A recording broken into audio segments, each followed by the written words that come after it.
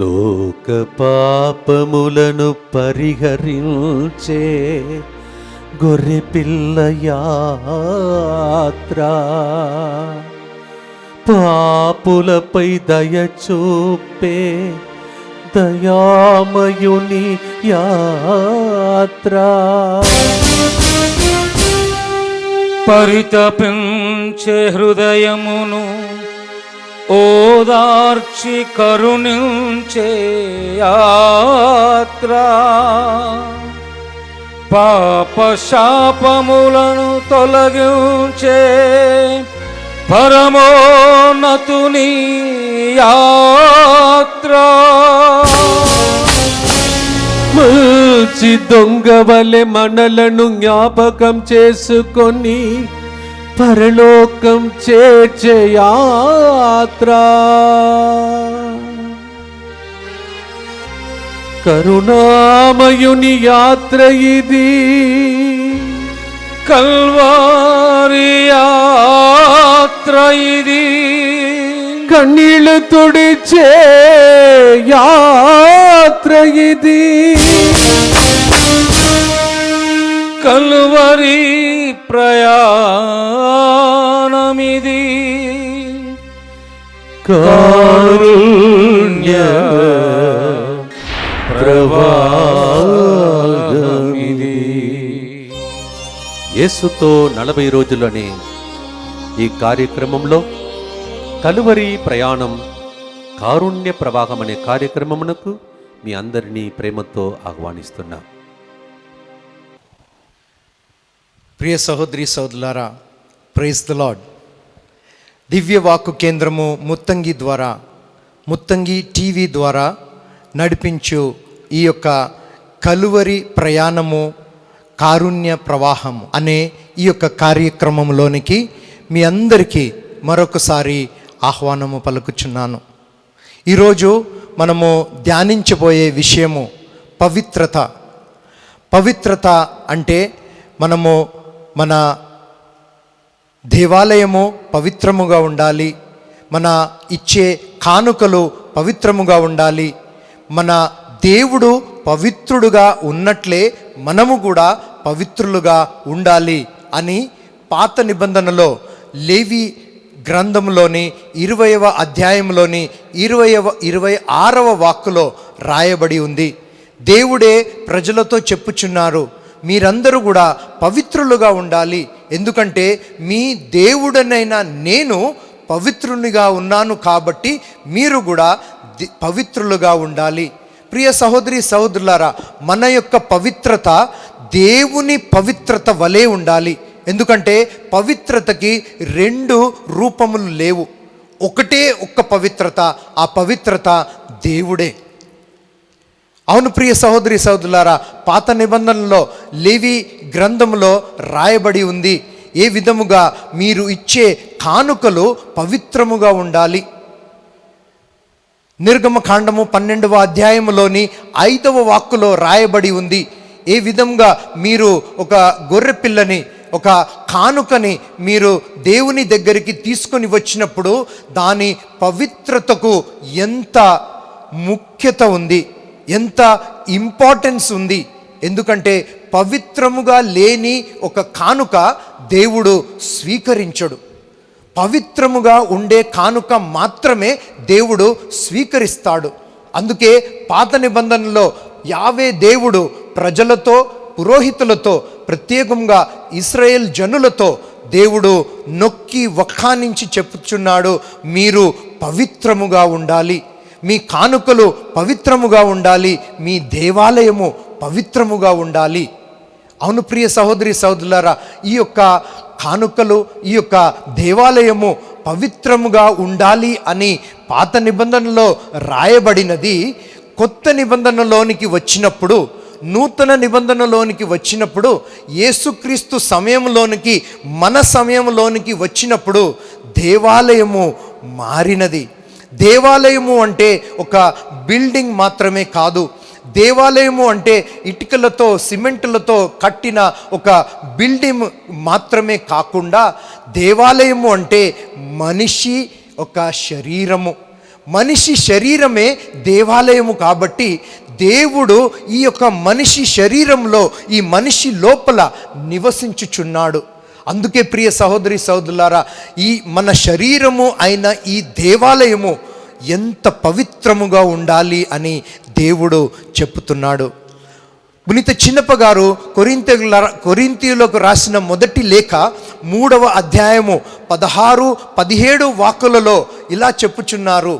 మీ శరీరము దేవాలయము, దేవుని ఆత్మ, దేవుడే నీ శరీరంలో నివసించుచున్నాడు కాబట్టి నీ శరీరము చాలా పవిత్రముగా ఉండాలి.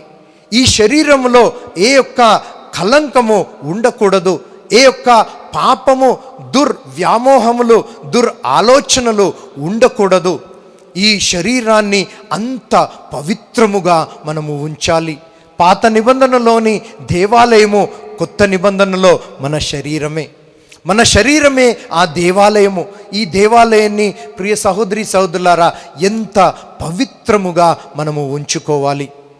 ఈ శరీరము ఎటువంటి కార్యములు చేస్తున్నప్పుడు మన చేతులతో, మన కాళ్ళతో, మన కనులతో, మన చెవులతో, మన నాలుకతో, మన ఇంద్రియములతో మనము చేస్తున్న ప్రతి కార్యము చేసుటకు ముందు మనము ఆలోచించాలి. ఈ పవిత్రమైన దేవాలయమునకు అనుగుణముగా ఈ కార్యములు చేస్తున్నానా? నేను చేసిన ఈ కార్యముల వలన నా శరీరము అనే ఈ దేవాలయము కలంకముగా అయిపోతుందా? పాపముగా అయిపోతుందా? ఈ శరీరములో పాపము ప్రవేశిస్తుందా? దేవునికి ప్రవాసము, దేవునికి నివసించు యోగ్యము లేకుండా అయిపోతుందా అని నేను ఆలోచించాలి. అవును ప్రియ సహోదరి సహోదరులారా, నాలో పవిత్రత ఉంటే మాత్రమే నేను దేవుని చూడగలుగుతాను. మత్తయి సువార్త 5వ అధ్యాయము 1-12 వరకు వాక్కులలో యేసుక్రీస్తు తన కొండపైన ప్రసంగములో మొదటిగా ప్రారంభిస్తూ, ఆ కొండపైన ప్రసంగము ప్రారంభిస్తూ తాను అష్టభాగ్యాల గురించి చెప్పుచున్నారన్నమాట. ఈ అష్టభాగ్యాలలో 6వది దేవుడు చెప్తున్నాడు. మత్తయి సువార్త 5వ అధ్యాయము 8వ వాక్కు, హృదయ పరిశుద్ధత కలిగిన వారు దేవుని చూడగలరు. అవును ప్రియ సహోదరి సహోదరులారా, మన హృదయంలో పరిశుద్ధత ఉంటే, పవిత్రత ఉంటే, దేవుని వలె పవిత్రత ఉంటే, హోలీనెస్ అది మనలో ఉంటే మనము దేవుని దర్శించగలుగుతాము, దేవుని చూడగలుగుతాము. అవును ప్రియ సహోదరి సహోదరులారా, దేవుడు మనకు ఇచ్చే గొప్ప కానుక. నేను చేయవలసినది ఇంత మాత్రమే. నా జీవితాన్ని, నా శరీరాన్ని, నా మనస్సుని, నా హృదయాన్ని, నా ఆత్మని అన్నిటినీ కూడా పవిత్రముగా ఉంచుకోవాలి. ఏ ఒక్క కలంకము నాలోనికి ప్రవేశించడానికి నేను చోటు ఇవ్వకూడదు. ప్రియ సహోదరి సహోదరులారా, ఈ లోకములో ఉండే మాలిన్యము, ఈ లోకములో ఉండే అపవిత్రత, ఈ లోకములో ఉండే సైతాను యొక్క కార్యములు నాలో ప్రవేశించేది నా ఇంద్రియముల ద్వారానే. ఈ ఇంద్రియములను నా అదుపులో ఉంచుకుంటే, నా మనస్సులో దాన్ని కంట్రోల్ నేను చేసుకుంటే, నా శరీరము, నా మనసు, నా జీవితము పవిత్రముగా ఉంటుంది. నేను పవిత్రముగా ఉంటే, నా శరీరము పవిత్రముగా ఉంటే దేవుడు ఎంతో సంతోషిస్తాడు నాలో నివసించడానికి. నేను ఆ దేవుని దర్శించగలుగుతాను. I will be able to see God.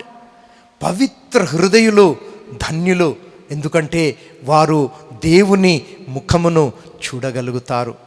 అవును ప్రియ సహోదరి సహోదరులారా, దేవుడు అందుకే చెప్తున్నాడు, మరీ చెప్తున్నాడు చిన్నప్ప గారి ద్వారా. పునీత చిన్నప్ప గారు కొరింథీయులకు రాసిన మొదటి లేఖలోని 6వ అధ్యాయము 19వ వాక్కులో కూడా ఇలాగే చెప్తున్నారు. దేవుని ఆలయము నీవు. ప్రతి మనిషి కూడా దేవుని యొక్క ఆలయము. దేవుడు నివసించేది బిల్డింగ్లో కానీ, దేవుడు నివసించేది వేరే చోట్ల కాదు. దేవుడు నివసించేది మనిషి యొక్క హృదయములో. అవును ప్రియ సహోదరి సహోదరులారా, మనము చెప్తూ ఉంటాము, దేవుడు అన్ని చోట్ల ఉన్నాడు, దేవుడు అన్ని చోట్ల ఉన్నాడు, దేవుడు అన్ని చోట్ల ఉన్నాడు. కానీ దేవుడు నివసించేది మనిషిని హృదయములో. మనిషిని హృదయములో దేవుడు నివసించాలి అంటే ఆ మనిషిలో పవిత్రత ఉండాలి. హోలీనెస్, పవిత్రత ఆ మనిషిలో ఉంటే మాత్రమే దేవుడు అక్కడ నివసించగలుగుతాడు. ప్రియ సహోదరి సహోదరులారా, మనము దేవుని వాక్కు చదివినప్పుడు అక్కడ మనము చూడగలుగుతాము ఏ విధముగా మనము పవిత్రులుగా అవ్వగలుగుతామని. మన బాహ్యమైన పవిత్రత కాదు, మన బాహ్యమైన శుభ్రత కాదు, కానీ మన ఆంతరికమైన పవిత్రత దేవుని వాక్కు ద్వారా మనకు లభిస్తుంది. యోహాను సువార్త 15వ అధ్యాయము 3వ వాక్కులో రాయబడి ఉంది, నీవు చెప్పిన మాటల ద్వారా నేను పరిశుద్ధత పొంది తిని అని. యేసుక్రీస్తుని మాటల ద్వారా అంటే మన బైబిల్ గ్రంథంలో రాయబడిన వాక్కులు నేను పదే పదే చదువుతూ ఉంటే నా హృదయము, నా మనసు, నా శరీరము పవిత్రపరచబడుతుంది. ప్రియ సహోదరి సహోదరులారా, దేవుడు మనకిచ్చిన గొప్ప కానుక, గొప్ప కానుక. దీనికంటే గొప్పది ఏది లేదు. దేవుడు మనతో పాటు నివసించుట. మనిషి చంద్రమండలంలో దిగినప్పుడు తాను చెప్తున్నాడన్నమాట, మనిషికి ఇది ఒక గొప్ప కార్యము. చంద్రమండలంలో తాను అడుగు పెట్టడం అనేది మనిషికి ఒక గొప్ప కార్యం. ఇది సాధించగలిగినది, ఎంతో ఘనత వహించిన కార్యము. మనుష్యులకు అందరికీ కూడా ఇది గొప్ప కార్యము అని ఆ వ్యక్తి చంద్రమండలంలో కాలు అడుగు పెట్టినప్పుడు తాను చెప్పినాడంట. ఆ చెప్పిన వెంటనే తాను యేసుక్రీస్తుని స్వరము వినగలిగాడట. యేసుక్రీస్తు తనతో ఇలా చెప్పుతున్నాడు, మనిషి చంద్రమండలంలో కానీ ఎక్కడ కానీ తాను అడుగు పెట్టటము కంటే ఒక గొప్ప కార్యము జరిగినది. అది దేవుడు ఈ భూమి మీద అడుగు పెట్టటము. దేవుడు యేసుక్రీస్తువు ఒక మనిషి రూపము తీసుకొని ఈ లోకము, ఈ భూమి పైన తాను తన అడుగు పెట్టి ఈ మనుషులని రక్షించడానికి తాను పరిశ్రమ చేశాడే, అది గొప్ప కార్యము. మనిషి చంద్రమండలంలో వెళ్ళొచ్చు, ఎక్కడికైనా వెళ్ళొచ్చు, ఎన్ని గొప్ప కార్యములైనా చేయొచ్చు, కానీ యేసుక్రీస్తు అయిన దేవుడు ఈ భూమిపైకి వచ్చి మనుషులని రక్షించడానికి చేసిన ఆ కార్యము కంటే గొప్ప కార్యము ఇంకా ఏదీ లేదు. అవును ప్రియ సహోదరి సహోదరులారా, ఈ భూమిపైకి వచ్చిన ఆ యేసుక్రీస్తువు ఎక్కడో బిల్డింగ్లో, ఎక్కడో వస్తువులలో, ఎక్కడో ఏదో కార్యములలో ఉండకుండా మనిషి హృదయంలో నివసించడానికి తాను కోరుకుంటున్నాడు. అవును ప్రియ సహోదరి సహోదరులారా, దేవుని కోరికను మనము శిరసా వహించుకొని, దేవుని కోరికను మన హృదయంలో దాచుకొని, నేను నా జీవితము, నా హృదయము దేవునికి నివాస యోగ్యముగా ఉన్నదా అని ప్రతి క్షణము నేను పరిశోధించి చూసుకోవాలి. ప్రియ సహోదరి సహోదరులారా, యేసుక్రీస్తు ఈ భూమిలో జీవించిన తన 3 సంవత్సరాల పరస్య జీవితము అయిపోయిన సమయంలో తన శిష్యులనందరినీ పిలిచి తాను అప్పమును తీసుకొని, ద్రాక్ష రసమును తీసుకొని, ఇది నా శరీరము, ఇది నా రక్తము అని వారికి పంచిపెట్టారు. దీనికంటే గొప్ప కార్యము లేదు ప్రియ సహోదరి సహోదరులారా. యేసుక్రీస్తువు దేవుని కుమారుడైన యేసుక్రీస్తువు త్రియేక దేవుడిలోని 2వ వ్యక్తి, నిజ దేవుడు. తాను తన శరీర రక్తములను మనకిచ్చుచున్నాడు. ప్రతిరోజు మనము ప్రార్థన, దివ్య బలి పూజలో పాల్గొని ప్రార్థన చేసి పాపముల కోసము మన్నింపు అడిగి మనము నాలిక ముందుకు పెట్టి ఆ దివ్య సప్రసాదము మన లోపలనికి తీసుకునేటప్పుడు ఒక్కసారి, 2 సార్లు, 10 సార్లు, 100 సార్లు ఆలోచించాలి, నా జీవితము పవిత్రముగా ఉన్నదా? నా దేవుడు నాలో నివసించడానికి, యేసుక్రీస్తు అయిన దేవుని కుమారుడు తన శరీరము రక్తము నాలో ప్రవేశించడానికి నాలో పవిత్రత ఉందా? ఆ పవిత్రత కొరకు మనము పాటుపడాలి ప్రియ సహోదరి సహోదరులారా. ఉట్టిగానే రాదు పవిత్రత.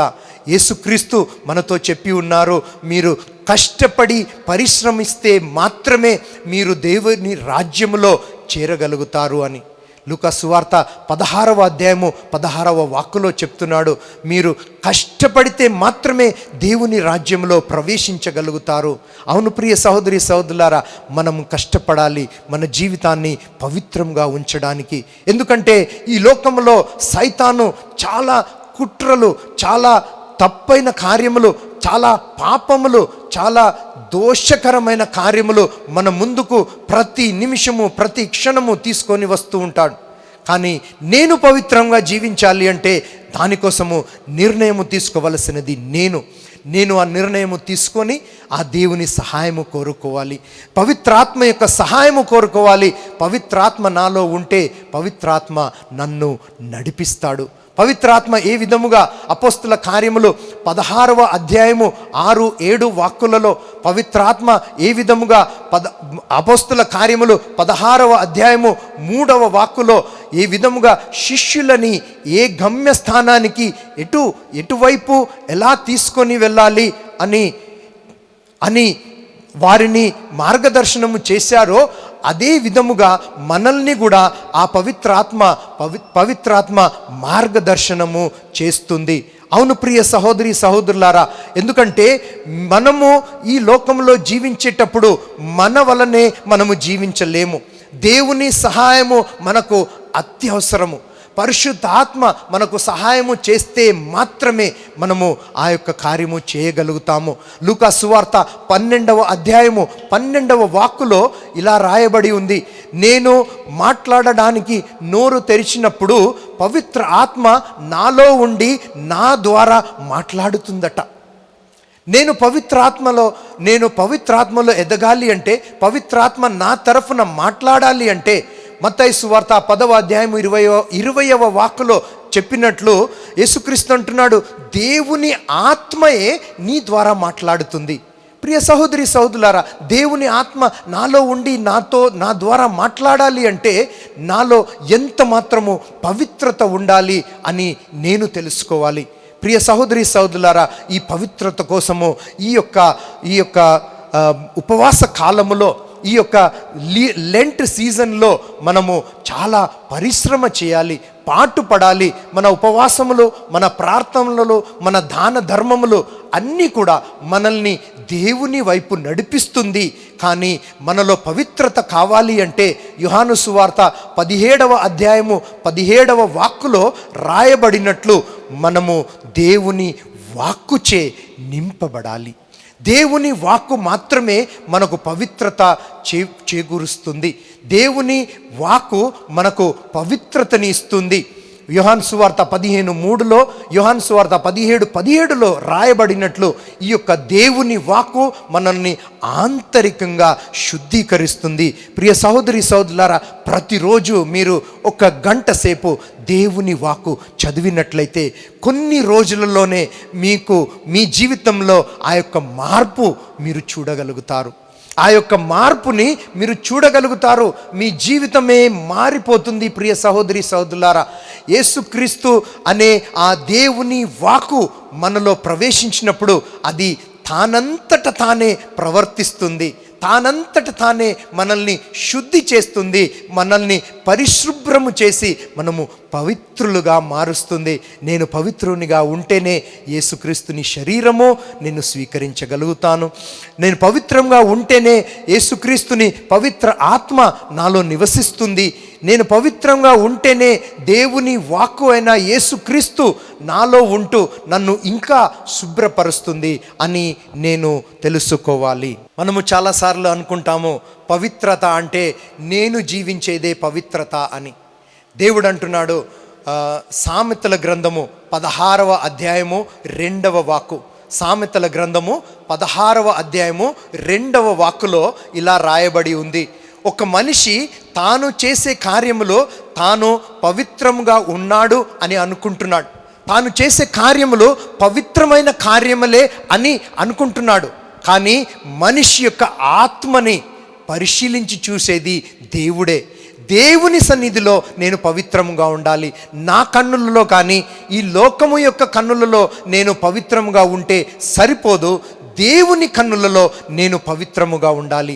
అవును ప్రియ సహోదరి సహోదరులారా, దీనికోసమే నేను పరిశ్రమ చేయాలి. ఒకవేళ పాత నిబంధనలో రాయబడినట్లు పవిత్రత లేని వారిని దేవుడు శపిస్తాడు, దేవుని కోపము వారిపైన ఉంటుంది అని ఒక ఆలోచన వారిలో ఉండేది. అందుకే యోబు తన జీవితంలో కష్టాలు వచ్చినప్పుడు తాను అనుకున్నాడు అన్నమాట, దేవుని శాపము ఒకవేళ తన పైన ఉందేమో అని. అందుకే వారి స్నేహితులు వచ్చి చెప్తున్నారనమాట, యోబు గ్రంథము 8వ అధ్యాయము 6వ వాక్కులో, నీలో పవిత్రత ఉంటే దేవుడే నిన్ను కటాక్షిస్తాడు. నీలో పవిత్రత ఉంటే దేవుడే నీ దగ్గరికి వచ్చి నిన్ను సహాయము చేసి నీ యొక్క కష్టకరమైన, ఈ యొక్క దుఃఖకరమైన, ఈ యొక్క అనారోగ్యకరమైన, ఈ యొక్క నాశనమైన నీ జీవితము, నీ కుటుంబము, వాటినన్నిటినీ కూడా దేవుడు ఉద్ధరిస్తాడు అని వారి స్నేహితులు చెప్తున్నారన్నమాట. అవును ప్రియ సహోదరి సహోదరులారా, నీవు పవిత్రంగా ఉంటే నీ జీవితంలో ఎన్ని కష్టాలు వచ్చినా, ఎన్ని సమస్యలు వచ్చినా నీవు బాధపడే అవసరం లేదు. ఎందుకంటే నీ పవిత్రమైన జీవితంలో ఒకవేళ దేవుడు నీకు కొన్ని సహనముల ద్వారా నిన్ను పరీక్షిస్తున్నాడేమో. యోహాను సువార్త 15వ అధ్యాయము 1 నుంచి 5 వరకు వాక్కులలో రాయబడి ఉంది. యేసుక్రీస్తు ఇలా అంటున్నాడు, నేను ద్రాక్షవల్లిని, మీరు దాని కొమ్మలు. మీరు ఫలము ఎక్కువగా మీరు ఫలము ఇచ్చినట్లయితే నా తండ్రి మిమ్మల్ని కొద్దిగా దాన్ని కోసి ఇంకా ఎక్కువ ఫలము ఇచ్చేటట్టు దేవుడు మిమ్మల్ని కొద్ది చిన్ని కష్టాలు, బాధలు మీ జీవితంలో వస్తుందేమో. యేసుక్రీస్తుతో అంటి ఉన్న వ్యక్తులకు దేవుడు కొన్ని సమస్యలు ఇస్తాడు. దాన్ని మనము సమస్యలుగా, కష్టాలుగా, పనిష్మెంట్గా మనము తీసుకోకూడదు. ఎందుకంటే మనల్ని ఇంకా ఎక్కువ పవిత్రులుగా చేయడానికి, ఇంకా దేవునిలో ఎదగడానికి దేవుడు మనకు ఇచ్చే పరీక్ష. దేవుడు ఎప్పుడు మనిషిని పరీక్షించేది, బంగారము ఏ విధముగా నిప్పులో పరీక్షింపబడుతుందో దాని పవిత్రత ఎట్లా తెలుస్తుంది అంటే, బంగారంని నిప్పులో వేసినప్పుడు దాని పవిత్రత తెలుస్తుంది. ఎంత పవిత్రముగా ఉంది, ఎంత పరిశుద్ధితో ఉంది బంగారము అని తెలిసేది నిప్పులో వేసినప్పుడే. ప్రియ సహోదరి సహోదరులారా, మనిషి ఎంత పవిత్రముగా ఉన్నాడు, ఎంత దేవునితో దగ్గర ఉన్నాడు అని తెలియాలి అంటే దేవుడు వినయత్వము అనే పరీక్షని దేవుడు మనకిస్తాడు. ఆ వినయత్వము అనే పరీక్షలో దేవుడు మనల్ని పరీక్షించి చూస్తాడు, మనల్ని పరిశీలించి చూస్తాడు. దేవుడు మనకు అటువంటి కొన్ని కష్టాలు ఇచ్చి మన జీవితంలో దేవుడు మనతో అడుగుతూ ఉంటాడు, ఇంకా పరిశుద్ధుగా నీవు కావాలి, ఇంకా నీవు నాలో ఎదగాలి, నీవు ఎంత నాలో ఎదిగితే, నీవు ఎంత నాలో పెరిగితే నీవు నా వలె పరిశుద్ధునిగా అవ్వాలి అని చెప్తున్నారు. పేతురు రాసిన మొదటి లేఖ 1వ అధ్యాయము 15-16 వాక్కులలో దేవుడు చెప్తున్నాడు అన్నమాట, దేవుడు నిన్ను పిలిచాడు అంటే నీవు పవిత్రముగా ఉండాలి. పవిత్రముగా ఉండడానికి దేవుడు నిన్ను పిలిచాడు. ప్రియ సహోదరి సహోదరులారా, అందరినీ దేవుడు పిలవలేదు.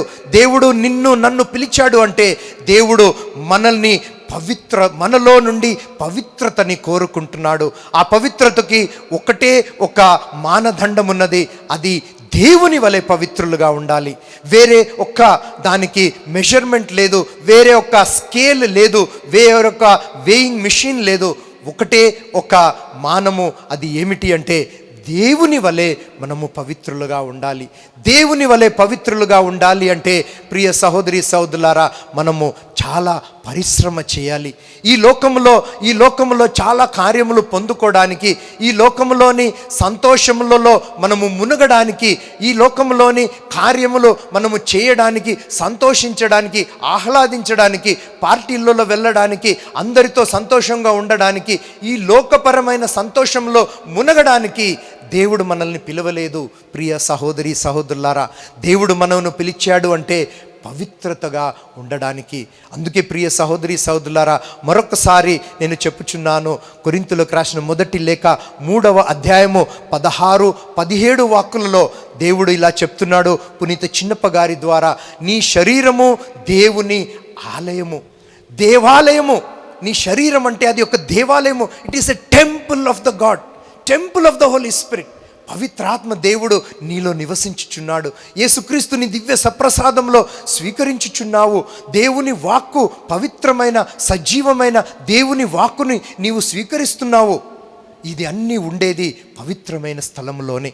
మనిషి మొదటిగా పాపము చేసినప్పుడు దేవుడు తనని ఎందుకు తరిమివేశాడు అంటే, పవిత్రత అపవిత్రత రెండు కూడా ఒక చోట ఉండలేదు కాబట్టి అపవిత్రతను దేవుడు వెలగొట్టేశాడు. పవిత్రుడైన దేవుని దగ్గర నేను ఉండాలి అంటే నేను పవిత్రునిగా ఉండాలి. ఈ యొక్క ఉపవాస కాలము, ఈ యొక్క లెంట్ సీజన్ 40 రోజులు దేవుడు మనకు ఇచ్చినది దీనికోసమే, పవిత్రతలో ఎదగడానికి. మనము చేసే ఒక్కొక్క ప్రార్థన కార్యక్రమములు, మనము చేసే దీక్షలు, మనము చేసే ఒక్కొక్క కార్యములు మనల్ని దేవునిలో ఇంకా ఎదగ చేయాలి. మనము పవిత్రతలో ఇంకా పెరగాలి. ఆ పవిత్రత ఉన్నప్పుడే మనము ఆ దేవుని చూడగలుగుతాము. Blessed are the pure in heart, for they will see God. పరిశుద్ధ హృదయులు ధన్యులు, వారు దేవుని చూడగలుగుతారు. ప్రియ సహోదరి సహోదరులారా, మన జీవితాన్ని, మన శరీరాన్ని పవిత్రముగా ఉంచుకోకపోతే దేవుడు ఈ శరీరాన్ని నాశనం చేస్తాడట. 1 కొరింథీ 3:17 రాయబడి ఉంది, పవిత్రముగా ఉంచవలసిన నీ శరీరాన్ని నీవు పవిత్రంగా ఉంచకపోతే దేవుడు దీన్ని నాశనం చేస్తాడు. ఎందుకంటే దేవునికి నివాస యోగ్యము కాని స్థలము దేవునికి అవసరం లేదు. ప్రియ సహోదరి సహోదరులారా, నీవు ఒక క్రైస్తవునిగా దేవుడు నిన్ను పిలిచాడంటే, ఈరోజు నీవు దేవుని విశ్వసించి యేసుక్రీస్తుని నమ్ముకొని తనని వెంబడించావు అంటే దేవునికి నీలో ఒక గొప్ప ప్రణాళిక ఉన్నది. ఆ ప్రణాళిక నీతో చెప్పాలి అంటే నీ హృదయము, నీ మనసు, నీ శరీరము అన్నీ కూడా పవిత్రముగా ఉండాలి. దేవుని ముందల పవిత్రముగా ఉండే వ్యక్తులుగా మనము ఉండడానికి ప్రయత్నం చేద్దాము. మనము ఈ యొక్క సమయములలో మనము పవిత్రతలో పెరగడానికి, వినమ్రతగా ఉండడానికి, విధేయతతో దేవుని వాక్కు వినడానికి, దేవుని వాక్కు చదివి మనము ఆంతరికంగా పవిత్రత పొందడానికి ప్రయత్నం చేద్దాము. ఈ సమయము మనకందరికీ దేవుని దీవెనలు, మరియ తల్లి పునీత జోజప్ప గారి ప్రార్థనా సహాయము మనకు లభించునుగాక. ఈ సమయము మనము పవిత్రముగా ఎదగడానికి, పునీత జోజప్ప గారి వలె నీతిమంతుడు అని పిలువబడడానికి మనమందరం కూడా ప్రయత్నం చేసి, యేసుక్రీస్తుని పునరుత్థానం రోజు మన కోపము, మన పాపము, మన అహంకారము, మన తప్పు అన్నిటి మీద మనము విజయం సాధించి పవిత్రులుగా జీవించి, మనము పేతురు రాసిన మొదటి లేఖ 1వ అధ్యాయము 15-16 వాక్కులలో రాయబడినట్లు తండ్రి దేవుడు ఎలా పవిత్రుడుగా ఉన్నారో అదేవిధంగా మనము కూడా పవిత్రులుగా ఉండడానికి ప్రయత్నం చేద్దాం. దానివైపు పయనిస్తాం. దానివైపు దానికోసము మనము ప్రార్థన చేస్తాం.